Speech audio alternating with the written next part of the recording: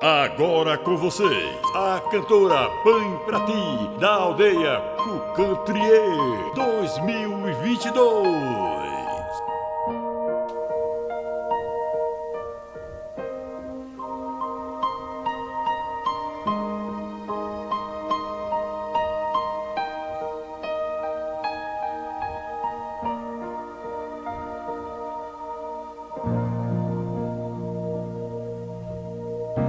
Nang pemarek omu yo jam Nyukam riki atopti Ya batai nu jabamu Krai de beci yang aneh jam Nyukam kol me kramti Ku me crantico Vese tu 4.000 metane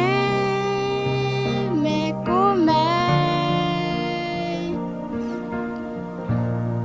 Nhịp cam col me cranti Ku me crantico Vese tu 4.000 metane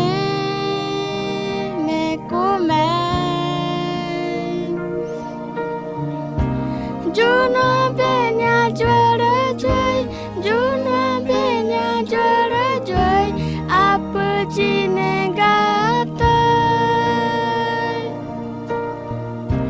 Juno benya juara joy Juno benya juara joy Apa cine gatai